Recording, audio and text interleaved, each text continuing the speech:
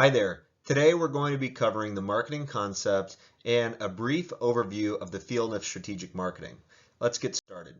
So what we're going to be covering is a very brief history of marketing.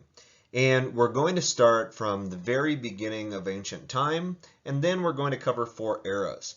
These 4 eras are going to be in the next 4 videos. I break this up into individual videos so that you don't get too tired of watching me in one long giant video. So this is the first part of a 5-part series on marketing and the history of marketing strategy. So the first era is the founding of the field of marketing, and that goes between 1900 and 1920. I cover a little bit before that, but that is the main consensus of when the field of marketing was founded. Next, we have Era 2, which is the formalization of the field of marketing. This is where we get all of the marketing activities that we're familiar with today.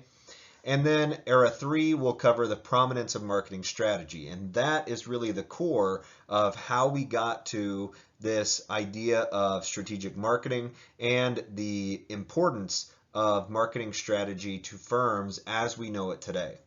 Next, we talk about how marketing strategy has become more of a fragment of the mainstream of marketing. There are other aspects of marketing that you've probably covered in your previous classes, such as consumer behavior. That is another fragment, and also macro marketing. So we will cover each of these 4 eras in the next few videos. However, we're going to start out with what marketing was before marketing. So with that, we have primitive societies that we can think of as the very foundation of where we started as a human race. And with this, primitive societies, they didn't travel far distances.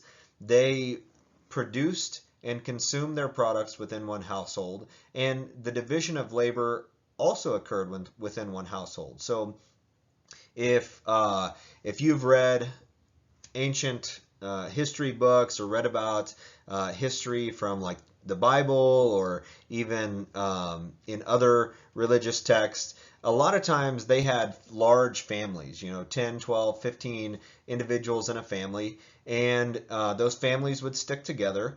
And with that, they would have some that worked the field, some that went out and hunted, and the main thing that we might think about is those hunters and gatherers. So there were some individuals in the family that went out and hunted, others that went and gathered like berries and wild vegetation for these primitive societies to live on. So at this time, marketing really didn't occur. And the reason for that is because marketing concerns exchange. And with that, whenever you had these primitive societies where it was one household, exchange really wasn't taking place. But whenever marketing was in its primitive state, travel started to become possible. There was exchange between households where you had individuals bartering goods, like we see in this picture.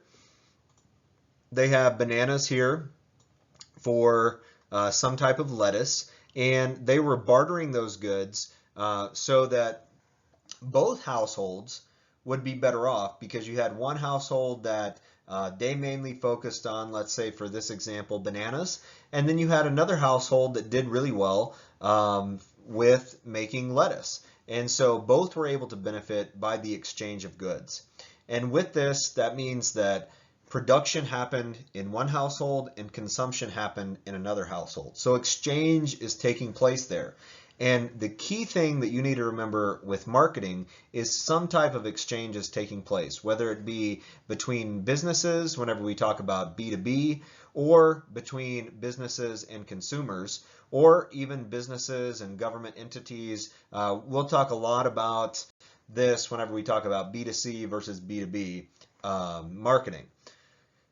Then we have marketing before marketing. So this is basically right before where we start talking about the beginning, the founding of the field of marketing. So with this, the key idea here is marketing and currency. There was an exchange for some type of currency taking place. So if you think about, like, if you ever been to like a farmer's market, you go to the farmer's market and you purchase some type of good at the farmer's market, and you give them money.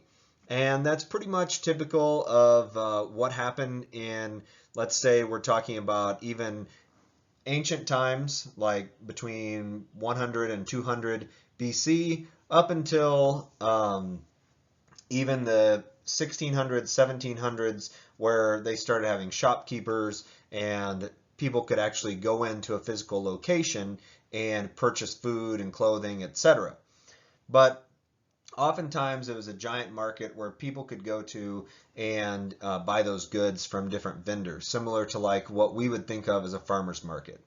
So the very last thing here is exchange helps differentiate distribution from marketing, because distribution is just the physical transportation of that good or service to the end consumer. However, marketing is much more involved. This exchange of goods is much more than just the distribution. Distribution is just one component of marketing.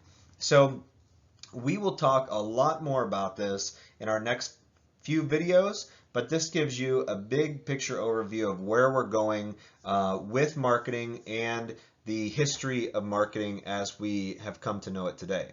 If you have any questions about this, feel free to email me at kt.manus@ttu.edu. Thanks.